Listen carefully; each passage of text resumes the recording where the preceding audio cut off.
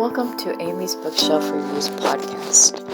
It is a spin-off of the website and book review site of Amy's Bookshelf Reviews. Amy's Bookshelf Reviews podcast is about book reviews, a writer's muse, a book's peruse, author interviews, and literary news. Welcome to the new year, where new things may happen with this. I hope you all enjoy, and thank you for listening. Good evening, listeners. I'm Amy, and welcome to Amy's Bookshelf Reviews podcast. Today, I have authors Gil and Judy Snider with me. Hello. Hi, Amy. How are you doing today? We're fine. We're inside. We've got enough snow outside to keep us inside. So we're fine. We're doing fine. Well, I'm glad. I mean, I live in upstate New York, so I have a little bit of snow out there, but not as much as in the past. But it is cold. It's cold. Well, upstate New York, a little bit of snow is 12 inches. So we're dealing with 2 inches of snow down here, and that's enough to keep everybody indoors. Oh, wow. Because, we have about an inch or two out there to a dusting. And, but it's more cold right now than wintry. It's just, I can be cold in the snow, but when it's just, it's -9 degrees when I wake up at 6 o'clock in the morning or even 8 o'clock, it's like, oh, no, I ain't going anywhere. So, you both are authors. You have, you've written books on your own, but there's one book that you actually wrote together, Betrayed. So if you'd like to talk a little bit about how it was to write a book together, because I find it so fascinating, because personally, I don't think I could do that. I could see it being hard to co-author a book. And, you have to, when you're reading it, when somebody's reading it, you want to read it as if it's just like, you can't differentiate between who wrote what, and, it's seamless. And I'm sure you have some interesting stories. Well, I'll start. Years ago, and we've been doing writing for quite a while, and Gil's been doing his writing, I've been doing my writing. And years ago, we had a book on, this is years and years ago, maybe 30 years or more. And I remember writing the book, and I said to Gil, quick, put a chapter 9 in here. I don't know what to put for chapter 9. He's like, what? And after that, I think he realized that in general, it wasn't a good idea to write a book together because, our styles are very different in both. That's not a bad thing, but it's nice that we got to the point where we could write one together. I tend to write books, Amy, that are taking something from real life. Like one of the books is someone calls on the telephone and asks for a donation, and the person says no, and they track them. That's the one, Donation Man. They track them because they said no, and that was taken from a girlfriend of mine who really did say no. And so that was taken an idea. And then another idea, someone at the door who was, I opened the blinds and there was a face in the door. It really happened, scared the heck out of me. And so that came with another book, This Man at the Door. And so this latest book that we did together, Betrayed, was taken from I went to have a mammogram, and when we got the report back, there was something in the breast. And again, my sister's a 30-year breast cancer survivor, and I have gotten mammograms, but there was something, and it was a little, what would you say, Gil? The radiologist read it as a marker from a prior breast biopsy, but Judy had never had a breast biopsy. Oh. And so it turns out it was just an unusually shaped calcification. Or so we think. Yeah. It was an unusual shaped calcification, but then Judy got the idea of what happens to a woman who gets a mammogram and there really is something unanticipated on the mammogram. And that's where Judy got the idea for the book. Yeah. And she kind of wrote it with that idea from beginning to end. And then she asked me to look through it and, maybe edit it a bit. And I She's said, really good at editing. I'm a neurologist, so I'm a physician. And I said, this doesn't work out medically. This doesn't, this is not the way it should be medically. And so I just went into things, and in the course of my editing, I kind of developed it all from a physician standpoint.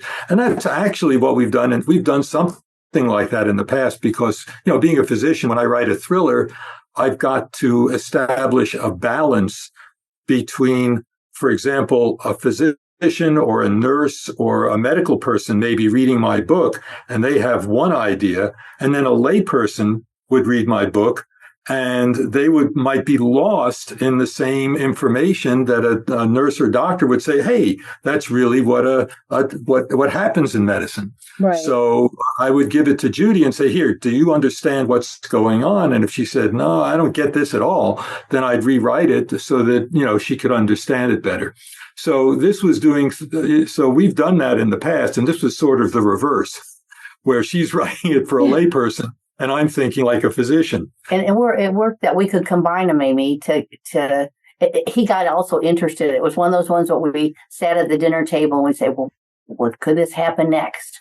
Or when someone was trying to shoot a knife under something, one part of the book, we'd sit there and go, okay, would it be under the, a table? Would it be under, Yeah.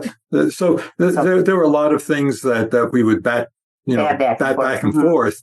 So that it really wasn't the sort of thing that she wrote a chapter, I wrote a chapter, she wrote a chapter. I can't see how you could possibly make that work.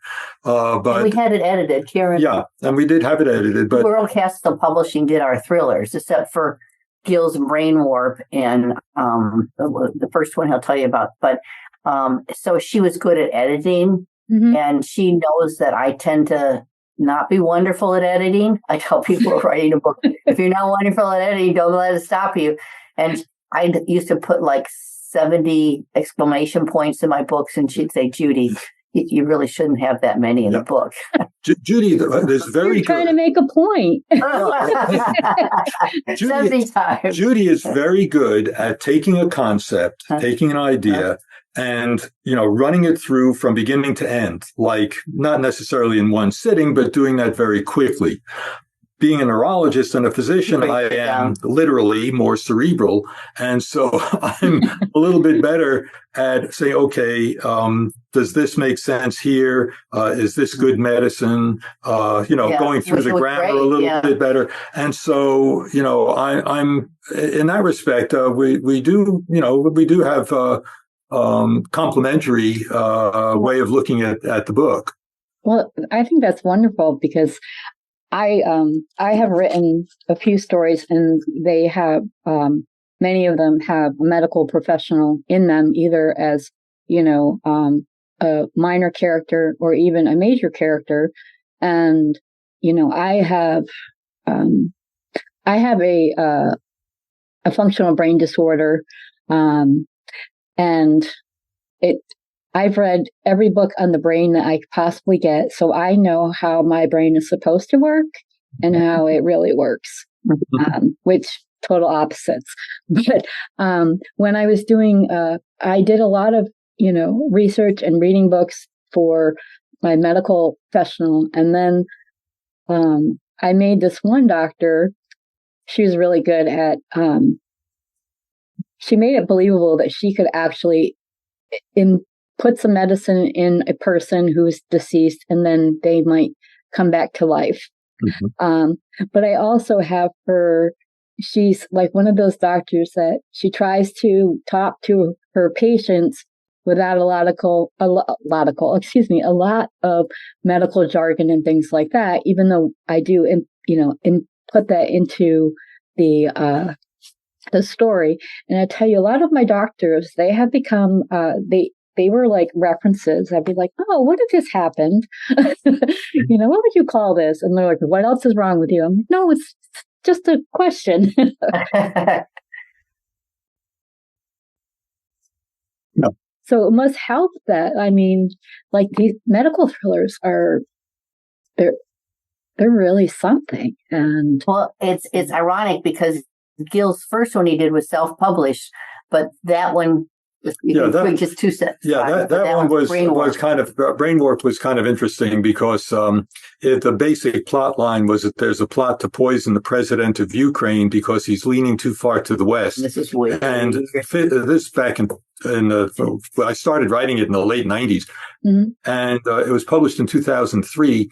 And 15 months later, somebody poisoned the president of Ukraine because he was leaning too far to the west. So we said, I mean, nothing to do with Gil's book. Yes, nothing to do with my book. And that was, of course, decades before the current war in Ukraine. So that was your first medical thriller. Yeah, that was my first medical thriller. I remember reading it. Yes. Yeah, you did. And in my second medical thriller, I first got the idea. I was listening to a broadcast, and they mentioned that there are communities in the Middle East where the people in the communities just speak Aramaic, which is the ancient language of the Middle East that Jesus spoke. And because they only spoke Aramaic, they were very isolated from the surrounding communities that spoke Arabic. And being a physician, my first idea was, if they're isolated from the surrounding communities, that's a lot of inbreeding. And so actually that gave me the idea for the last, in which there is a religious a community that is isolated on religious grounds up on a mountain, and for religious reasons. And that is, of course, about a young woman, and I threw in my neurology there, an infectious disease expert with multiple sclerosis. And she has to save the young teenage girl who's got, in this community, who's got an infectious disease, and then find out why she had the infectious disease, and it was someone trying to kill them. And that's when it turns into, that's all I'm going to say. Don't tell the end. Don't tell the end. So that developed from that idea. So this has been a fun journey. And I know you've done many books. And my favorite, again, is I think, well, I haven't read all your other ones, but is Your Life Story. I think it's a really excellent book. Thank you. Yeah, it started just. Sometimes I have a story in my head, and it doesn't go away until I get it down on paper. And when I was writing my idea for writing that book, and I thought, well, maybe if I got it on paper, the memories would just kind of, go away. Well, obviously it didn't work, but, I loosely based some of the stuff in the book actually happened when I'm telling Anna's story. And my most recent one, people wanted to know more about what had happened to me personally, so I added the expanded version in 2022 to show what I had gone through, and then compared what I went through to what Anna went through. One of the things I never let my sons were very young at the time. I wouldn't let them near the court or reporters or anything. So they had Anna had a son who passed away. In real life, that just I was protecting my boys, and I wouldn't let them be in the limelight. And I must say that actually I've gotten a lot of great feedback and reviews from that book and that story, and people like that I'm open with my personal history and also my illnesses, because they just progressed over the last 19 and a half years and became something different. And what I found was very interesting with mine, and I don't want to make this about me, but when I raised 3 of my sons on my own. My oldest son, he spent most of the time with his father, my first husband. And my goal was to protect and raise my boys to be independent, kind men. And they are that. And after for 3 years, their last 3 years of high school, I homeschooled them. And that was like 2018. And then they were getting older and getting their life, having their own life, but we still, even to this day, we still live together as roommates. Then my dad got sick and I had to focus taking care of him. And then when I didn't have to, that's when it seemed like when I kind of slowed down, that all the things that were like, my brain put it on hold. And then all of a sudden, it was like a floodgates after I didn't have to take care of anybody but myself. So, And I tell people, I'm like, there's been so many doctors that'll say, well, what if we try this and this and this and this? And I'm like, after a certain point, you're like, no. I'm like, no, it's okay that you can't fix me. It's like I told my son the other day, I said, yes, I'm broken, so broken that duct tape and super glue can't fix me. But I just keep moving forward. Funny. That's a good line. I like that. Now, tell me again that I read it and I liked it. And for some reason, I forget titles of books. It's I think Fractured Tears, A Struggle for Justice. And the one that's out is the expanded 2022 version, where the last part of the book is what really happened, timelines, court stuff, things like that, press conferences.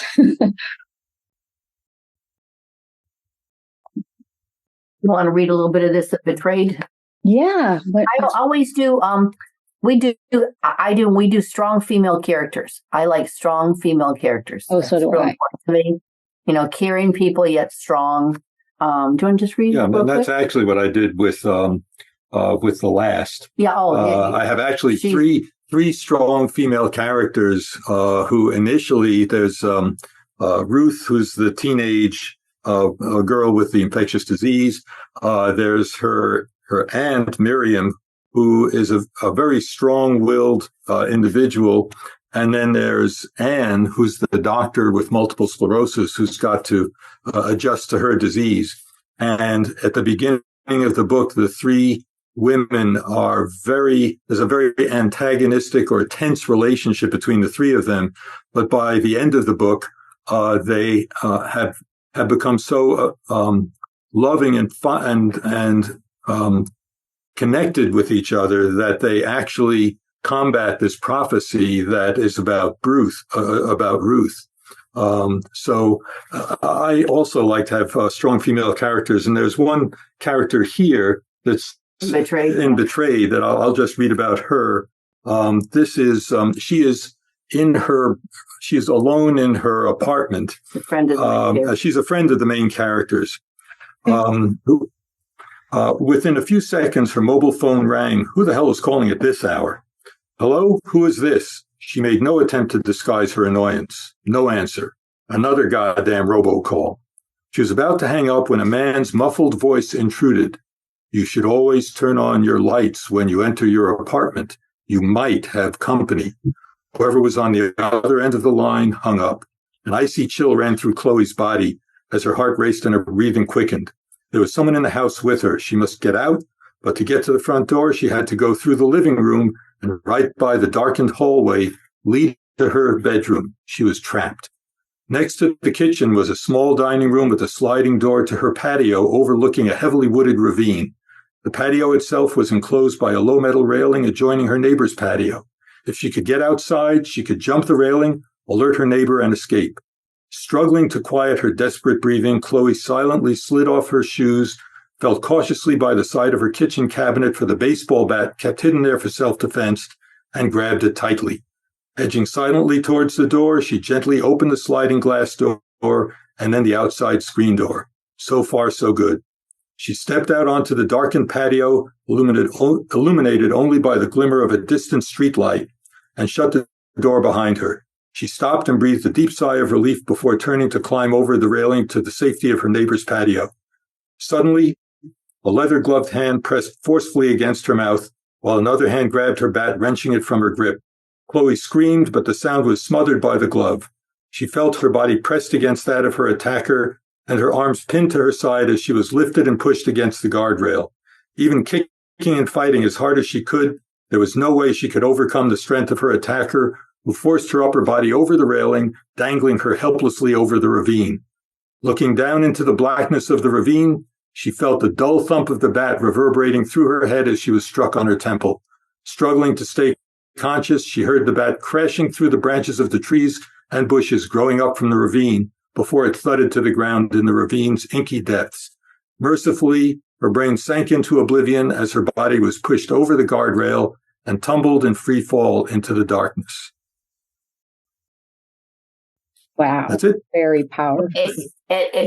He's reading it, and the reader will really care that happened to this person. Yeah, that's important.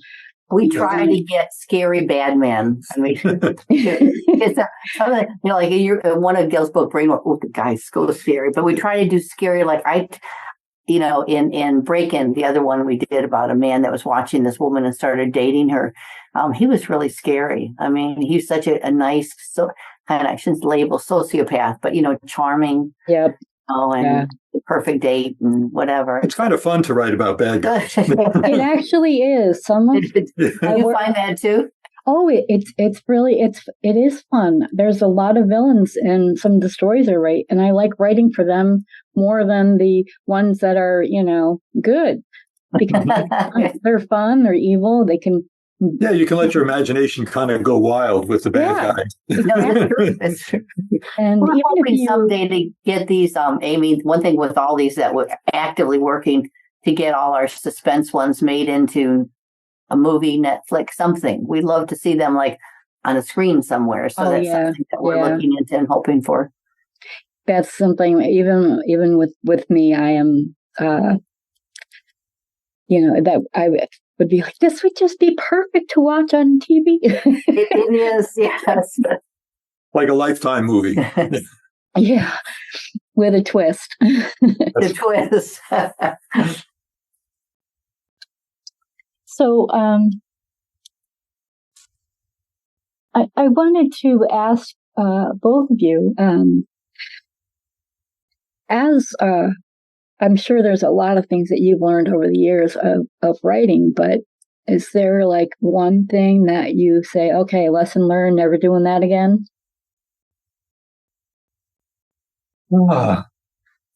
Maybe I'm sure. Never do that again. I'm just trying to think. I know that my first book for Brain Warp, I wrote a chapter summary, and the book went very quickly. I did 3 months of research, and then went to New York, went for the rest of the book was the first draft. At any rate, was written in 8 or 9 months. For the second one, I didn't do a chapter summary, and I kind of learned a lot as I was writing it. I was sort of writing it on the fly, and it took me a long time. I enjoyed it. I learned a lot in reading about topics that were related to the book. And I found that very enjoyable, actually. But I think that I'm the kind of person that does best with a chapter summary. Can I tell you, Anne, editor was a big part. Oh yeah, no, my editor was very helpful. That was and Anne McEnany was very. She lives in near Richmond, and she was very helpful. She edited before you submitted it. Yeah. Yes. Oh, that's great. Yeah. I think that I tend to work better with a chapter summary. And I'm total opposite. See, that's what she's like. Yeah, that's what I said. Judy does best she gets a concept in her head, sits down, and just writes it beginning. Or I'm sitting there, and it's like someone is whispering in my ear. Like I'll go back another day and I go, "Did I write that?" Yeah. I kind of let my characters do the talking. It's like my brain skips my mouth and goes right to my fingers when I'm writing or typing. Absolutely, and again, that's a different style in Gil, and it's a good blend that he has this way. Although sometimes I can be obnoxious and go, "Will you hurry up?" Yes, we both agree on that one. We both go at very different paces. So, but we got it. It turned out, as I said. We'll see that someday. And one of the with my again the opposite with my children's books. One of them I did with my sister. I've had 2 self-published with Ex Libris.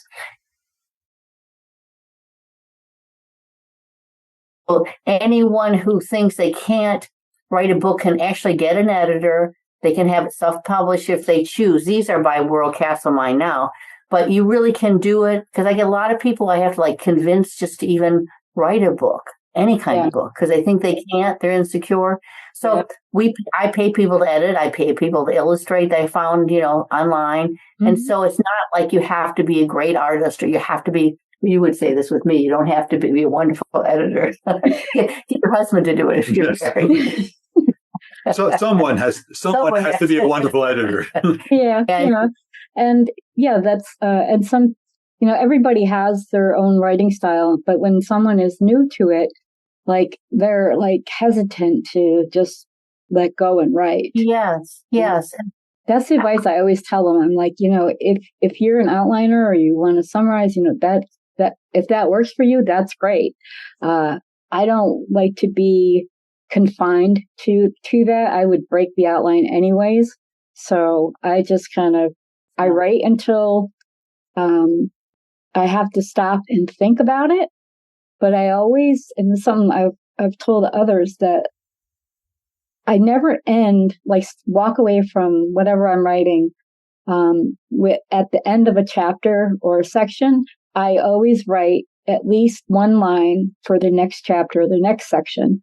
So it kind of I pick up where that is, and it makes it a great idea, a lot easier. I mean, sometimes you have to walk away, life, for whatever reason, you have to walk away from your writings. But I always make sure that I do that, because then I don't have to go back and say, okay, where was I? Right. That's a great idea, actually.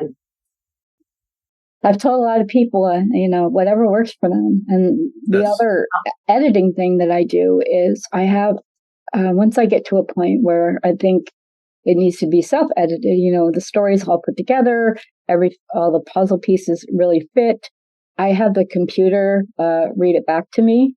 And then I also read it out loud, because when you read it out loud, you're forced to read every single word. A lot of times when we read, we scan, and don't necessarily focus on every single word. But if you're reading it out loud, you have to, and then you can see, especially dialogue, does it make sense? Would someone really say that? Sometimes I find it interesting that I'll be reading something and they're always the characters. There could be 2 characters, and someone will say their name is Dale and David, and Dale would say to David, why are you going to the store? And then Dale would, and David would say, Dale, I'm not going to. They're like talking, using each other's names every time. But when you think in a real life situation, how many times do you really, if you're sitting in front of somebody talking to them, even you two as husband and wife, do you constantly say, hey, Gil, or hey, Judy, when you're sitting right in front of you? You just have a conversation. You don't necessarily say your name all the time. And some people don't realize they do that. That's why I love to observe people in, their natural habitat. They don't realize that when I'm in the waiting room at a doctor's office, or I'm observing how people interact with each other, because I find it so interesting. And then also in my head, I'm like writing how it would be written, of how they're acting, their gestures and things like that. How would I write what their gestures were? Because you want to make sure that, your characters are relatable. Mm-hmm. You want to have, you want the characters to be acting in a natural way, that the people will, and that it will be believable that they're acting in a natural way. Exactly. I do that with movies and TV too. Like, I just can't help it. I'm like, oh, how would I write that? And a lot of times, my kids hate watching movies with me, especially for the first time, because I kind of guess and figure out the storyline, and then then I'm right. And then I'm like, well, it was okay, but if I could predict it, because I also write, so I know how writers think. But if I can't predict it, those are the movies that I like, when they don't necessarily have a happy ever after, and you don't know what's going to happen at the end of the movie before you start watching it. I absolutely was fun. I do so much. I mean, of course, you got to remember, a lot of times I'll watch ID channel or Lifetime movie or suspense, a lot of suspense. And the other day I was watching one and it got done, and I said to Gil, he was in the other room and he wasn't watching that one, and I said, didn't like it. I had predicted the ending, but it's like, if I was to do the ending, I would have done this and this. And sometimes it wrecks it for me, because it's like the days of not analyzing it totally, but especially when it gets to the end, or certain parts, like, if I wrote that, maybe I would have done this. So I understand when you say that it changes things. You don't do that, do you, Gil? No. Gil doesn't do that. I just, well, that's good. He will be good to watch a movie with then. We watch some together, action. Oh yeah, action. We watch that all the time.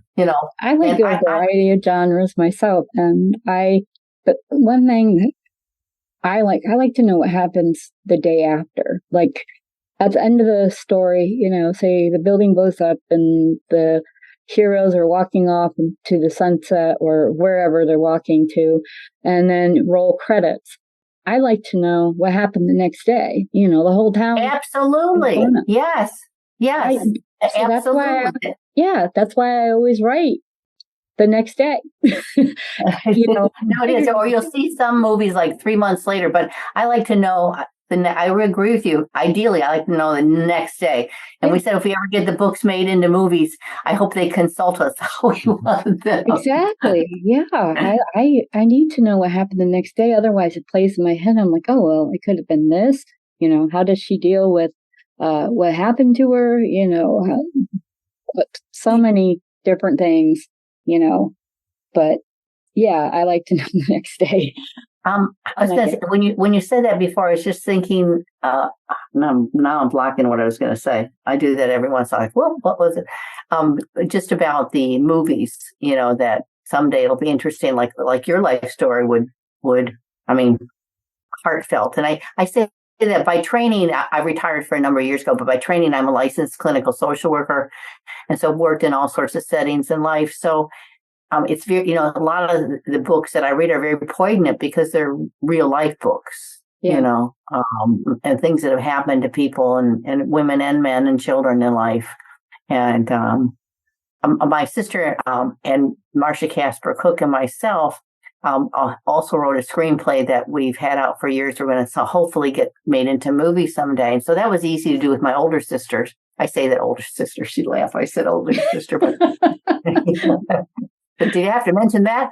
And so we have one that we do with Marcia, that again, another suspense one. And my other sister, who did one of the children's books, that was one of the, that's not a word, funnest, but I like the word funnest. Hey, one of the funnest. We're writers. We can make up whatever word we want. We did one called I Love You, Be Careful, which is really a grown-up book about watching a child grow up and the different stages, riding a bike, and the parent always going, be careful, I love you, be careful, I love you. And so she and I had that's kind of every Mother's Day we plug it, but it's really a hard book for me, a children's book. I have some other ones I want to get done, but it's funny how my sisters and I, Joni's the next older than me, and Mary, and it's been nice having them, and not my suspense books really, although the women's characteristics, some of them, I can't help but being one of 3 sisters. So I was raised in a female family, and we have 2 sons. So that's. Yeah, I'm the oldest of 5, and I only have 1 brother. The rest are sisters. Oh, so you have sisters, yep. Yeah. And they all have. Gil has just, I shouldn't say just boys. You're a boy family. Yeah. Well, I have a boy family now. I have 4 sons. Oh, wow, you do? Yeah. I live with my one son, William. He and his twin brother, they're fraternal twins. They just turned 25, and nice. His brother Louis just got married to the most beautiful woman in the entire world that I would pick to be my daughter. Oh, lovely. Yeah, she's so amazing. When we decided that we would all, they actually still wanted to live with their mother. And we rent a luxury apartment, 3 bedrooms, and we can afford it because we have, we pay our share, and it's nice. That's great. And yeah, we can close our doors, and or we try to at least every once in a while have like a dinner where we all eat together, because everybody's got their different schedules and things like that. But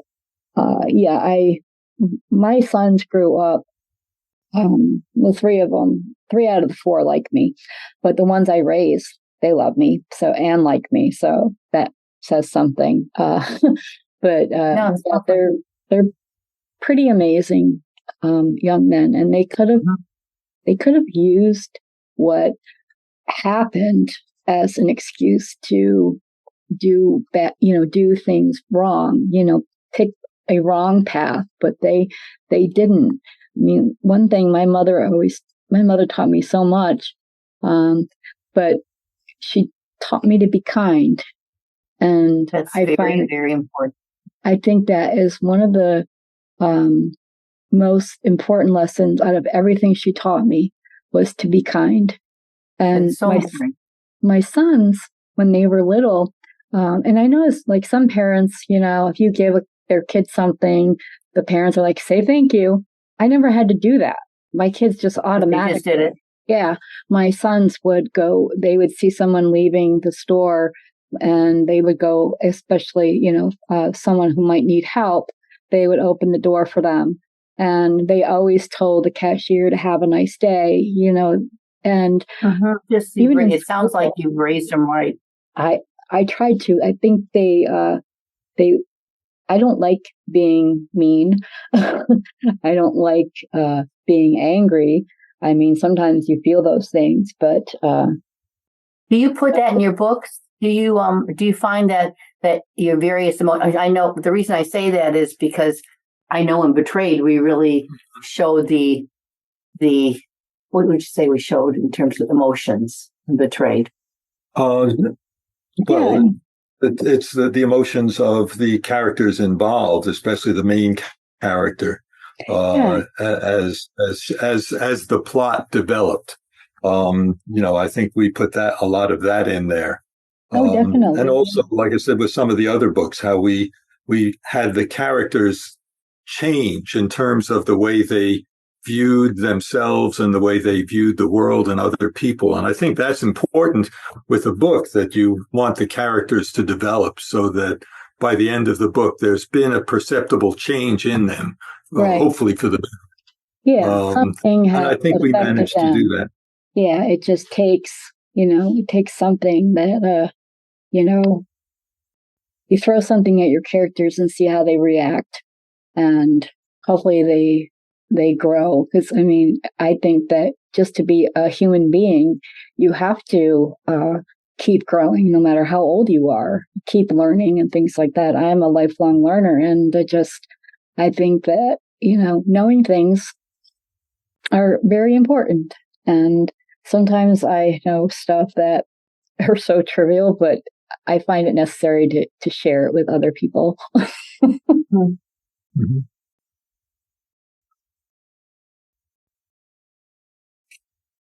Yeah, in the last, like I said, by the end of the book, I think the 3 main characters have changed in terms of their reactions to each other. They become much more involved with each other, much more trusting, I think, of each other, and that propels the plot along.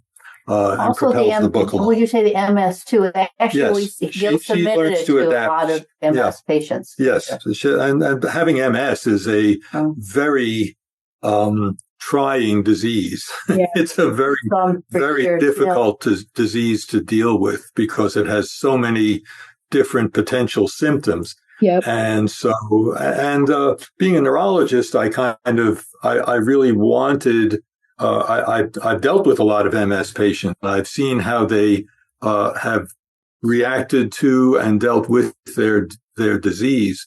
And so I wanted to put that as a guiding force towards the book, so that even though the book is the plot is affected by her disease and her reactions to things, and how she learns to deal with it, and